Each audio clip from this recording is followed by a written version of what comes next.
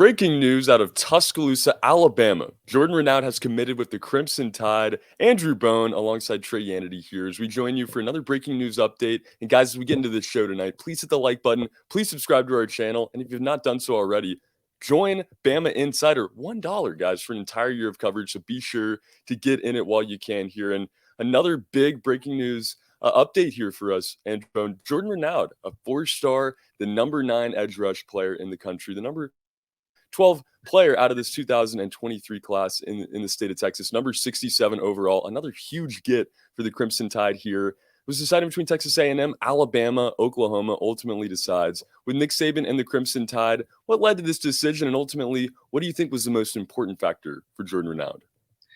Well, I think a lot of it had to do with comfort. He'd visited Alabama several times. One of his former teammates, Jamarion Miller, freshman running back for the Crimson Tide.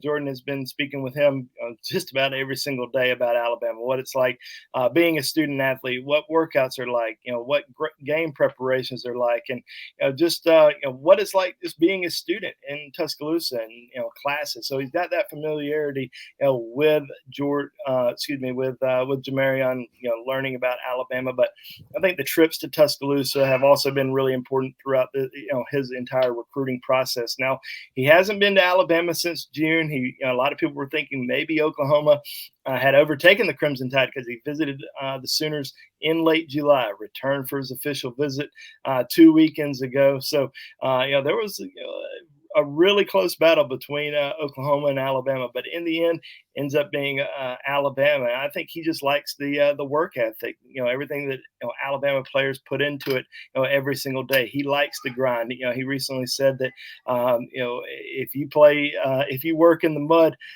for a good enough time, eventually it's going to turn into gold. So it's something that he wants to do. He wants to go to work. He wants to put in all that effort, and he really likes the Alabama coaching staff, led by his area recruiter, who was Holman Wiggins. But also had built a very good relationship with Freddie Roach throughout the entire process. So those two guys kind of tag teaming, plus obviously the relationship with Nick Saban. But I think the relationship with not only Jamarion Miller but also other players on the Alabama football team, I think that helped him feel very comfortable in Tuscaloosa, and obviously a big get for Alabama. I mean, this is a guy who has been one of Alabama's top pass rusher targets for the last several months. Not just out of nowhere, and he's visited Alabama's many times, including that official visit in June. So he's going to be back in Tuscaloosa for the A&M game here in the next few weeks. I'm sure he's excited about that, but I know Alabama is excited to officially get him on board, because this is the third defensive line commitment for Alabama. Now, a little undersized as far as most defensive ends that Alabama targets. They're usually recruiting these guys who are in the 265, 275 pound range. Jordan's a little undersized at 245 pounds, but watching him play, evaluating his film, seeing him in camps, Alabama was completely fine with that, because they feel like he's going to get a lot bigger. He's got the size, he's got the length to get a little bit bigger, add more weight. But he is an impressive guy that gets off the ball really quick, has strong hands, very powerful, plays with great leverage, and definitely somebody that Alabama feels like it's got a chance to really develop and work with, and eventually be a top player in Tuscaloosa.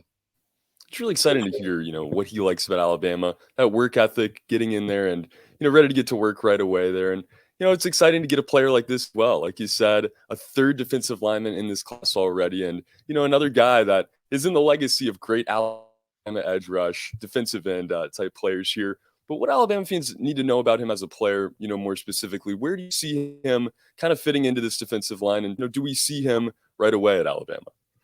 Yeah, I mean, he's definitely got some incredible pass rushing skills. I think Alabama's long-term goal with Jordan is for him to be a defensive end in their system. And I think you got to look back at some of these former players who played in Tuscaloosa who weren't the biggest guys once they arrived at Alabama. You look back at Jonathan Allen, who was 250, 255 pounds. Quinnen Williams, This was another guy who was about 260 pounds when he first arrived. So he's only about 10, 15 pounds less than those guys right now. And those guys both ended up as defensive tackles, elite defensive tackles. I don't see Jordan being a defensive tackle in Alabama's scheme, but I do see him, growing into that defensive end type role. I can see him adding, 30, 40 pounds over the course of the next couple of years and being a force on the outside and making big plays. Now, so you never know. He may end up not growing into being that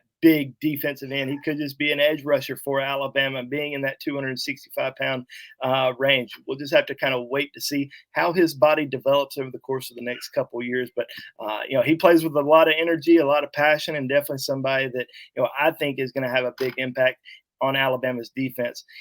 May not be right away, but he's going to be one of these impact players over the course of the next few years. Yeah, I mean, just look at that explosion out of the backfield there. And you expect him to grow, like you said. The weight maybe not exactly what you would be used to with a recruit of this nature, but you expect him to grow those dimensions a bit here as his career goes on. But this is again the third defensive line commitment already for Alabama in the class. Who are some other targets out there at the position, and where are we looking at this point as far as the rest of the class goes at defensive end, edge rush?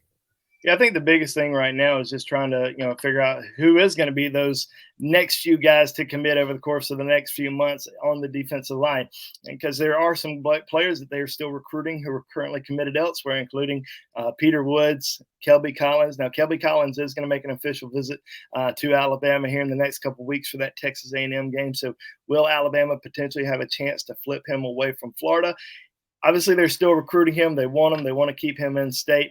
He's pretty firm with Florida right now, but the fact that he is at least going to give Alabama a chance and come in for an official visit and just hear Alabama out at least one more time, which, we know this won't be the last time he talks to Alabama, as signing day is not until December. But Kelby's definitely going to be a big target for Alabama all the way until the end, along with Peter Woods, and we'll see if Peter ends up making a trip back to Tuscaloosa at some point this season. We know Davian Hobbs, another big defensive lineman out of North Carolina, is going to be making a couple trips to Tuscaloosa. James Smith, who is a 5-star in-state defensive tackle from Carver High School in Montgomery. Now, we know James isn't going to make a decision anytime soon. He's going to wait until December, but we should see James and his teammate Quay Russo in Tuscaloosa a few times this football season. Alabama's still working on Ruben Bain out of South Florida. Now, Ruben's got some family connections with the Miami Hurricanes, but has visited Alabama 3 times, plans on getting back to Tuscaloosa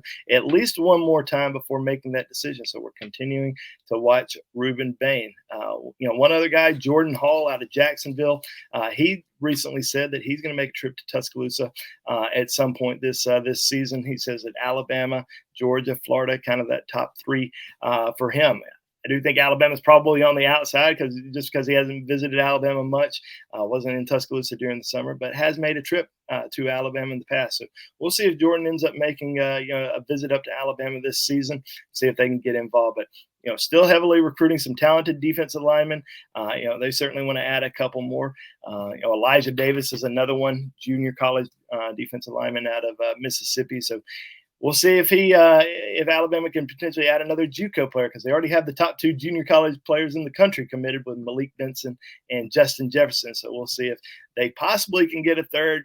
Right now, I'm not predicting that, but we know that Elijah Davis is going to visit Alabama this season again. So still a lot of defensive linemen that are out there that they have a chance to potentially land. Some guys that I feel probably a little bit better about than others, but they're still full steam ahead. I do think that they want to get at least 5, maybe 6 defensive linemen in this 2023 class. I think they're going to have a good chance to do that. And that would be incredible. 5, 6 defensive linemen. But hey, we're already at 3 now on the count with Renaud this morning. It's been an exciting class. It's exciting to think about who's next, potentially a defensive line. But just with this class in general, Alabama fans always want to know who is next, guys. And as the show continues today, please get in the comments for us. Let us know what you think about Jordan Renaud, what you're most excited for in this class so far. And let me know what you think about this defensive line of the future for Alabama, because obviously they are bolstering up here. But, as we look at the rest of the landscape, who else do you see committing here in the near future for Alabama? Well, I mentioned two guys. One is Jalen Hill, who's going to be announcing his decision on Wednesday. So, this is another big target that we are monitoring very closely out of the state of Texas, one of the best wide receivers in the country out of Longview. It's close. I mean, it is very close between Alabama and Texas. Now, he took an official visit to Texas A&M this past weekend. I don't think he's going to end up at A&M. I do think it's been an Alabama-Texas battle for the last 2 months. I think Alabama has been in the lead for the last few weeks. Now, we'll see what happens because we know he is a top priority for Texas, and all these Longhorn commitments are tweeting at him, messaging him, trying to get him to Texas. Obviously, the coaching staff's working on him pretty heavily, but so is Alabama, and they still feel like they're going to have a great chance to land his commitment here on Wednesday. And then one other player that we're watching here pretty closely after this past weekend is Arion Carter. He is a linebacker from Smyrna, Tennessee. This is a Memphis commitment who just received an offer from the Crimson Tide on Saturday. And this is almost out of nowhere. Had a chance to talk to Arion yesterday about the new offer from the Crimson Tide. Was offered as a linebacker, but has been ranked and kind of listed as, and most people have seen him as a running back. He played running back during his junior season. So that was kind of the only film people have seen from his junior year. He played linebacker inside and outside during his freshman and sophomore year, but as a junior, only played running back. So going into his senior season, told his head coach, he said, "Hey, coach, I want to play linebacker. I want to move over," because he actually committed to Memphis back in July as a linebacker, even though there wasn't any film on him. He got his film posted last week, and as soon as his film posted, it really impressed a lot of college coaches throughout the entire country. Alabama offered, Auburn offered, USC extended him an offer over the course of the last few days. I think Alabama absolutely loved his film. They were very impressed with what they saw, recruiting him more so as an inside linebacker, but he's got the ability to play inside or out. And this is a guy that Alabama just wanted to see in person, so they invited him to come to Tuscaloosa for the Louisiana Monroe game, which kind of interesting. He actually told Auburn prior to the invite from Alabama that he was going to come down to Auburn for the weekend and attend the Auburn-Penn State game. Well, as soon as Alabama made that phone call and said, "Hey, we want you down in Tuscaloosa," he changed his plans, went down to Tuscaloosa, received the offer. And now this is a kid who grew up a diehard Alabama fan. He said his dream since he was 8 years old was to play at the University of Alabama. So this was a big moment for him, sitting down with Coach Saban, receiving the offer. Now he's still committed to Memphis. He's not going to make a rush decision here. At least that's what he says right now. He wants to take in some more trips, wants to go back to Memphis, at least for an official, talk to the coaching staff there, but also wants to get to Auburn. Since Auburn offered him, wants to get down there. With this USC offer, may end up deciding to take a trip out to USC, but did say that he would like to make a final decision, sometime relatively soon. Doesn't want to drag it out all the way until November, December. So I think we're going to see him take some more visits during the next few weeks, maybe the next month, and then make that decision. But as of right now, I think Arion Carter is going to be in Alabama's recruiting class. That's just my prediction, and I think this is going to be one of the steals of the class. Definitely a diamond in the rough type player, a guy that we've seen these guys that Alabama's extended offers to late in the process, whether it was during a senior season or after a senior season. We saw that with players like Josh Jacobs, Eddie Jackson, and so on and so on. And we're going to continue to see that forever. It's not just who looked good as a junior. They are going to evaluate players all the way through signing day to make sure they don't miss anybody. And this has certainly got somebody that I think the Alabama coaching staff is extremely excited about, and it definitely feels like they found a pretty special player. But as we've seen, so have other schools. We've started seeing more offers, and I think we're going to continue to see more offers for Arion Carter in the next few weeks. But with him growing up an Alabama fan and always wanting to play there, I think they're going to be pretty tough to beat. Yeah, how about it? The best kept secret in the country, before the tape is released. And how amazing is that? What film can do for a guy? You looked at the offers there, Chris, if you don't mind pulling back up his On3 page. You got Tennessee Tech, Austin P, Memphis, of course, his committed school there as well. And all of a sudden, now the tape's out, Alabama, Auburn, these other schools in the mix here. And guys, if you haven't checked this out yet, a really cool feature we have going at On3, the recruiting predictor machine, the RPM. gives you a really close look at what guys are thinking. Our experts make their predictions, and then this is a good way to kind of get the numbers on it and have a more material way to look at it. So guys, go check that out at BamaInsider.com and go to on3.com as well. Like I said, $1 for an entire year of coverage. So be sure to check out our new features and tools like this here. I know it's helped make your life a little bit easier here, Bone. So guys, please make your lives easier as well and use our RPM machine. And so we kind of closed it out here for this video. Jordan Renaud, now part of this class of 2023.